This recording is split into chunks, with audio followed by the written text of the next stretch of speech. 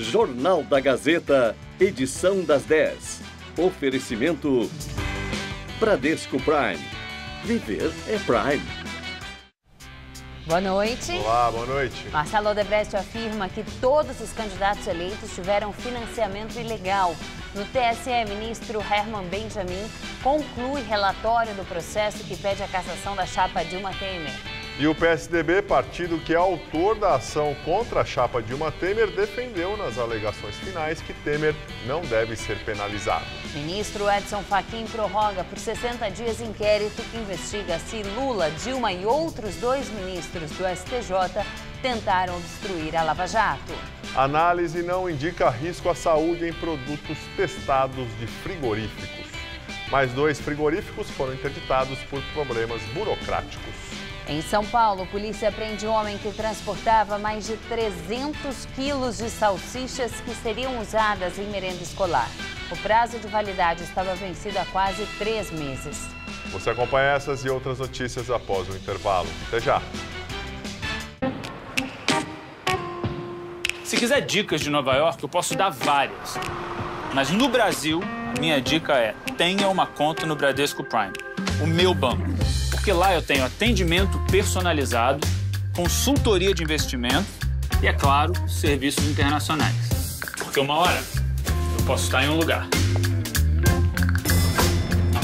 Logo depois, em outro. Bradesco Prime. Viver é Prime.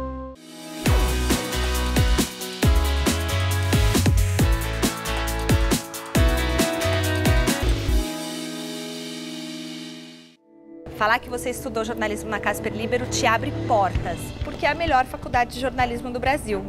E sempre foi uma grande referência, desde quando eu estudava até hoje. Um dos motivos que me levou a querer fazer a faculdade Casper Libero foi a localização, que está na Avenida Paulista, está no coração de São Paulo, isso é maravilhoso. E também aqui tem a Fundação Casper Libero com diversos veículos de comunicação. A gente tem a televisão, tem a rádio, tem a internet, o site. E a faculdade abastece todos esses veículos com os profissionais. Então eu fico muito feliz de ter estudado aqui, de fazer parte dessa história e de hoje poder contribuir como apresentadora. Por isso, eu sou o Casper. Somos todos Casper. Você quer ficar por dentro das últimas tendências da moda festa? Então não pode perder o Todo Seu dessa segunda, porque tem um desfile impecável, especialmente para você. Na série Animais Profissionais, conheça melhor o Instituto Butantan e saiba como são feitas vacinas e antídotos. Então, a mais perigosa e a que causa o maior número de acidentes no país é a aranha marrom. E a estrela dos musicais Kiara Sasso solta a voz no nosso palco. Poder andar, poder correr, ver todo dia o sol nascer. Todo Seu nessa segunda, 10h30 da noite. Você não vai perder, né? Então vem que eu tô te esperando.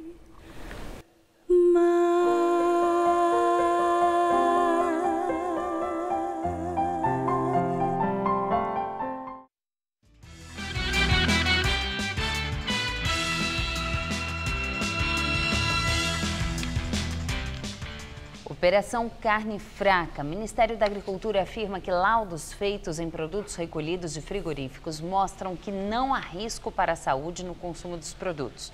2 frigoríficos foram interditados hoje por problemas burocráticos encontrados por auditores fiscais. Agora foram interditados os frigoríficos da Souza Ramos e da Transmit, no Paraná. A decisão foi tomada depois de fiscais auditarem a documentação dessas unidades. Com isso, sobe para 6 o número de frigoríficos interditados. Algum tipo de problema de não conformidade com aquilo que a legislação, aquilo que o dia a dia preconiza. O ministro da Agricultura, Blairo Maggi, afirmou que o Ministério recolheu 174 amostras dos 21 frigoríficos investigados na Operação Carne Fraca e que, até agora, nenhum laudo constatou risco para os consumidores. 12 laudos, que já temos a confirmação, e desses 12 laudos, nenhum deles apresenta qualquer perigo ao consumo humano das mercadorias que foram coletadas. Segundo o ministro, a imagem brasileira foi muito afetada nos últimos dias. Com isso, os concorrentes estão aproveitando para ganhar mercado. Blairo Maggi disse acreditar que o país terá problemas para retomar o espaço nas exportações de carnes. Desde a deflagração da Operação Carne Fraca no último dia 17, diversos países já restringiram a importação de carne brasileira. Eu espero, sinceramente, que ali na frente a gente vai encontrar um número invertido. Nós vamos ter, muito provavelmente, algum dia que vamos exportar mais do que normalmente foi feito, porque tem produto nos portos para embarcar.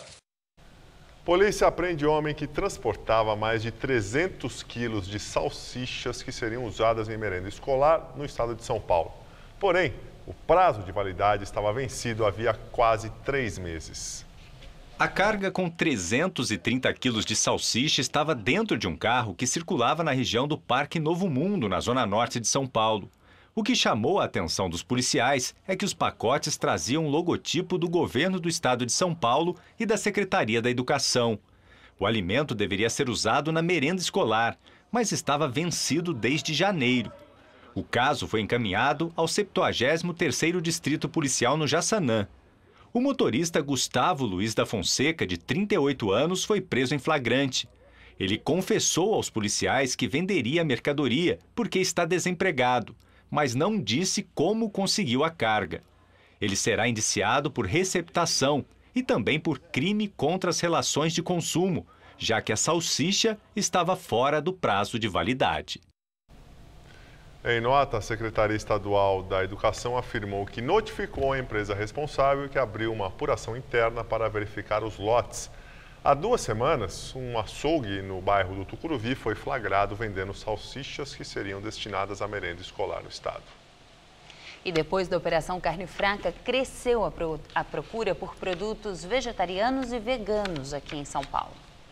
A investigação sobre as irregularidades em frigoríficos do país reacendeu a discussão sobre o consumo de carne animal. Neste restaurante, no Jardins, o foco é alimentação saudável. Carne moída de soja, hambúrguer de painço. Painço era muito usado para alimentar passarinho, mas ele é uma sementinha que também tem um teor de proteína super bom, ele tem cálcio e ferro, então por que não? Após a Operação Carne Fraca da Polícia Federal, o comportamento dos clientes mudou. Eu acho que tem muita gente que ficou impressionada com as notícias e eu vejo as pessoas também tomando consciência não só dos fatos em si, de uma questão complicada aí com relação à higiene e ao controle, mas de repente tomando mais consciência do que significa consumir carne. Na indústria, o reflexo tem sido menor. Esta fábrica de produtos saudáveis aumentou em 20% a produção dos alimentos de carne vegetal. As pessoas ficaram mais preocupadas, talvez já tinham ali uma tendência a, poxa, talvez eu vou diminuir o consumo, eu vou fazer mais em casa, eu vou fazer mais natural. Com as últimas evidências que a mídia mostrou, as pessoas ficaram mais sensibilizadas a tornar isso mais rápido. A partir de quarta-feira, o sinal analógico das TVs em São Paulo e em mais 38 municípios da região metropolitana passa a ser digital. Para telespectadores de baixa renda não ficarem sem o sinal, 1.800.000 kits com conversor e antena estão sendo distribuídos. Pessoas inscritas nos programas sociais do governo federal podem retirar os equipamentos nas agências dos Correios. A Daline tem uma TV de modelo bem antigo. Tem dia que as imagens estão tudo travando. Quase canal nenhum assim. Às vezes está assistindo televisão, aí some. O dela foi de graça. Daline está no grupo de 1.800.000 pessoas inscritas em programas sociais do governo federal que têm direito ao kit, que inclui, além do conversor com o controle remoto, também a antena e o cabo. Josenildo pretende instalar ele mesmo os equipamentos que recebeu. Eu trabalho de autônomo, né? Eu não tenho renda fixa. Aí é bom, né? De graça. E vai ter de se apressar. O sinal analógico vai ser desligado depois de amanhã, na capital paulista e em outras 38 cidades da região metropolitana, onde até o começo do ano, 14% das moradias ainda não tinham o sistema digital. A frequência dos canais analógicos vai ser usada para difundir o sinal 4G de internet. Em troca, as empresas de telefonia celular estão bancando os kits distribuídos aos mais pobres. Cerca de 600 mil pessoas, um terço dos que têm direito, ainda não agendaram dia e horário para retirar o kit de graça. Isso vai poder ser feito mesmo depois que o sinal for desligado, mas só até o dia 13 de maio. O agendamento pode ser feito pelo site sejadigital.com.br ou pelo telefone 147. A ligação é de graça. Aí é só escolher um dos 60 postos de entrega. Para pegar o kit, é preciso apresentar um documento com foto. A TV Gazeta, uma das pioneiras na transmissão em HD, continua na TV aberta no canal 11. E na TV a cabo, NET, canal 21, NET HD, canal 521, Vivo, canal 11, Vivo HD, canal 311, Vivo Fibra, canal 18, Vivo HD Fibra, canal 518 e Vivo DTH, canal 252. Em depoimento à Justiça Eleitoral, Marcelo Odebrecht disse que todos os candidatos tiveram financiamento ilegal. Marcelo Odebrecht foi ouvido no TSE dentro do processo que pode caçar a chapa Dilma Temer, eleita em 2014. Segundo o empreiteiro, o financiamento ilegal de campanhas é tão comum no país que inclui todos os candidatos eleitos. Ele disse duvidar que tenha um político no Brasil eleito sem caixa 2. De acordo com Odebrecht, a prática era vista como natural e afirmou ainda que se o candidato diz que se elegeu sem, é mentira, porque recebeu do partido. No depoimento, ele disse ainda que dos recursos disponíveis da Odebrecht para campanhas, 75% eram pagos fora do sistema oficial. O ex-presidente do grupo Odebrecht afirmou ainda que, ao acertar propinas com parlamentares ou ocupantes de cargos executivos, o valor podia ser pago nas eleições, tanto como doação oficial, o Caixa 1, quanto por fora. Ele disse que doou para a chapa Dilma Temer 150 milhões de reais. No entanto, não soube precisar quanto desse valor foi via Caixa 2. Mas afirmou que a ex-presidente Dilma Rousseff sabia do pagamento de recursos não contabilizados, principalmente para pagamento do marqueteiro do PT, João Santana. Dilma nega as acusações e afirma que o empreiteiro tem que provar o que diz. E o ministro do TSE, Herman Benjamin, concluiu hoje o relatório do processo que pede a cassação da chapa Dilma Temer. Agora, o Ministério Público Eleitoral terá até 48 horas para apresentar suas alegações finais. Depois vai caber ao presidente do TSE, Gilmar Mendes, marcar a data de início do julgamento.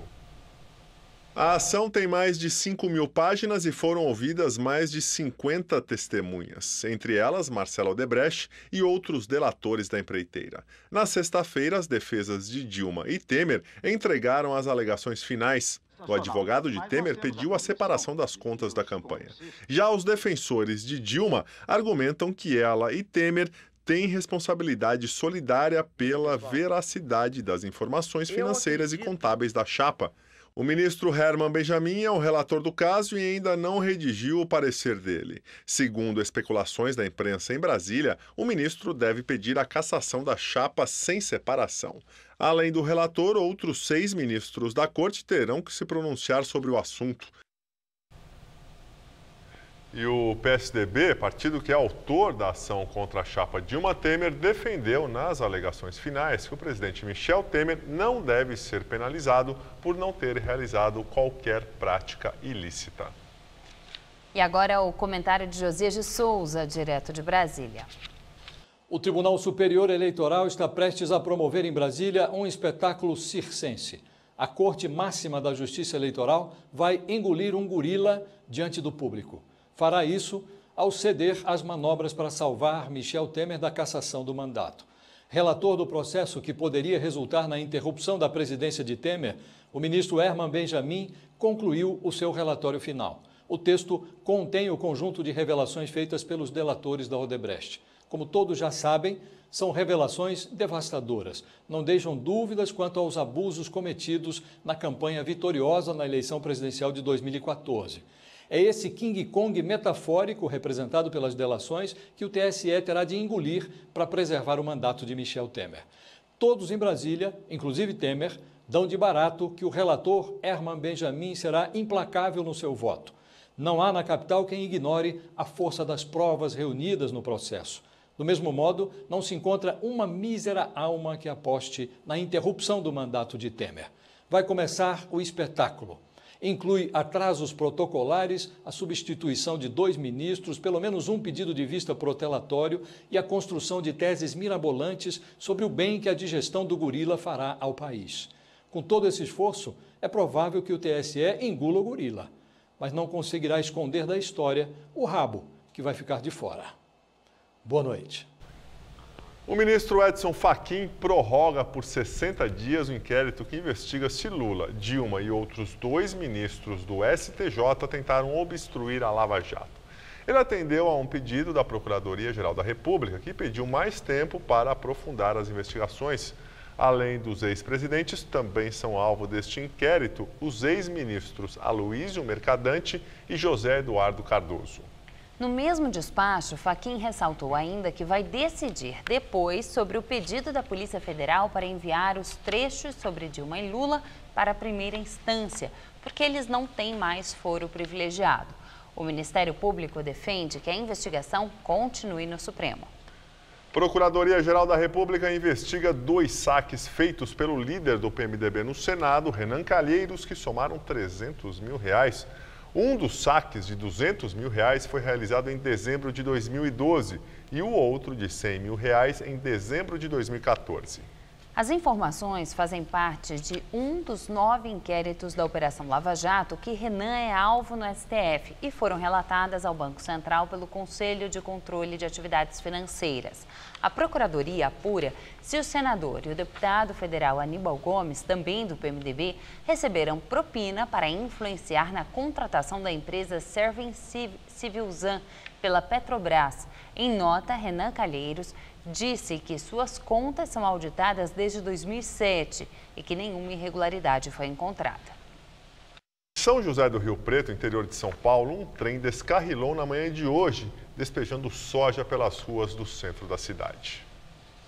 O acidente aconteceu por volta das 9h30 da manhã no centro de Rio Preto. O trem seguia para o Porto de Santos quando 2 dos 9 vagões descarrilaram e despejaram a carga de soja em uma das vias mais movimentadas da cidade.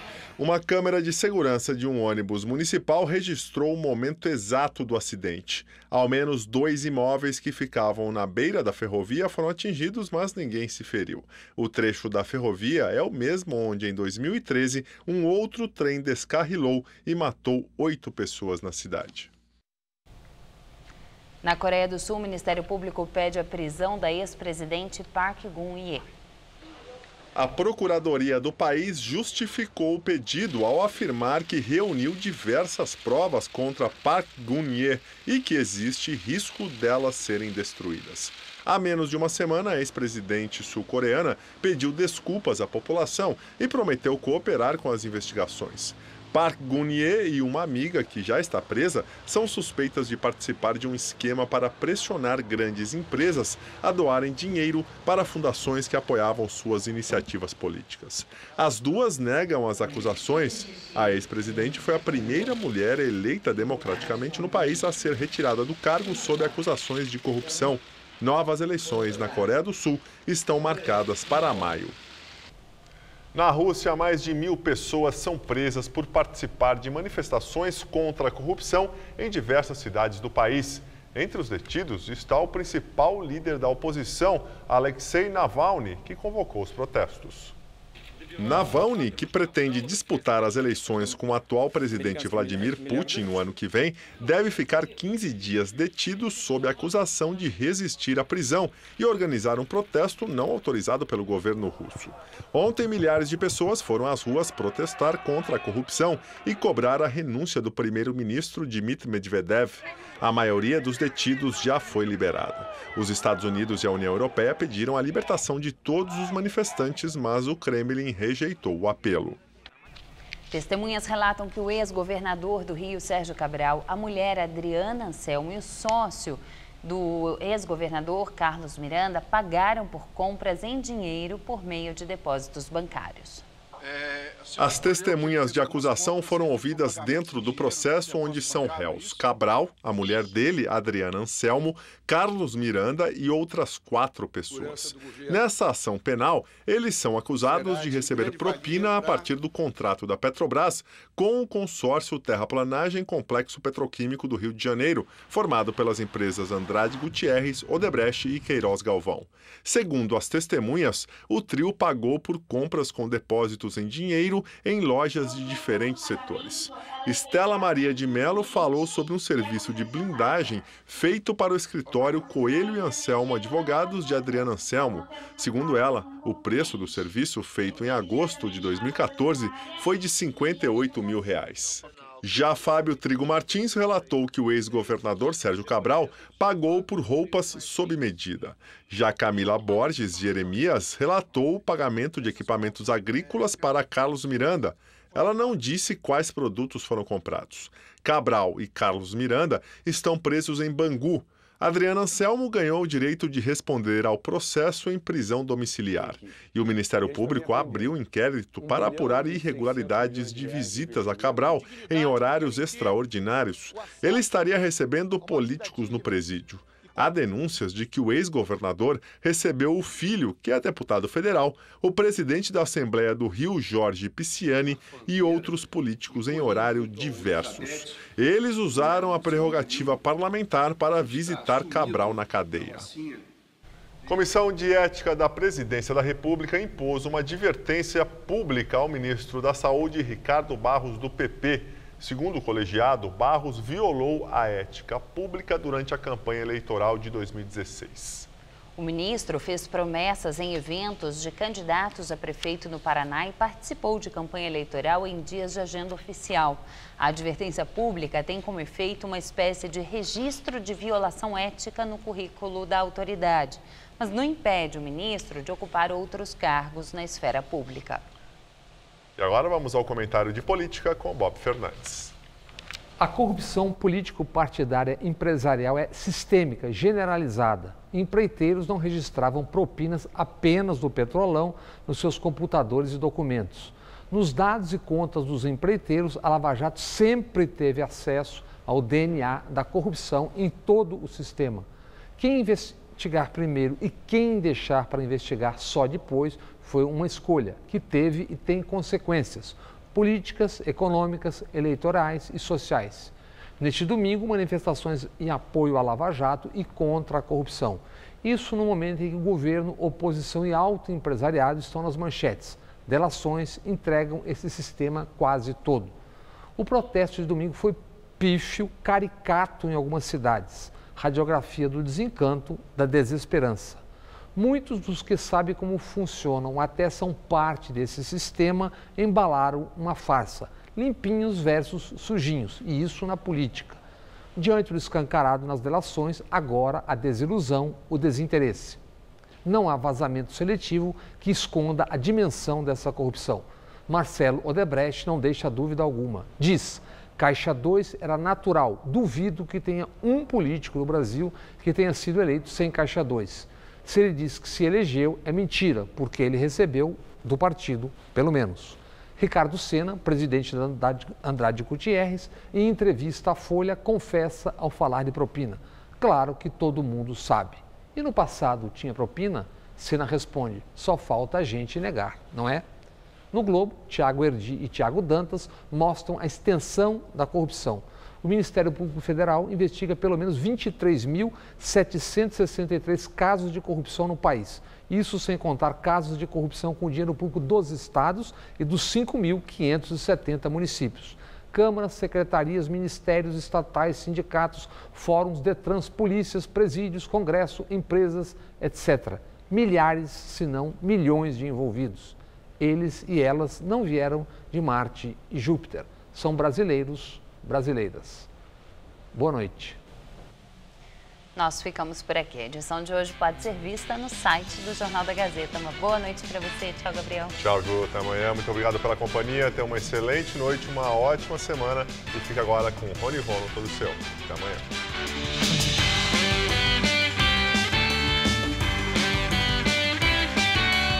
Confira uma receita gostosa e saudável no Você Bonita. Nesta terça, 11h30 da manhã. Assista agora. Todo seu.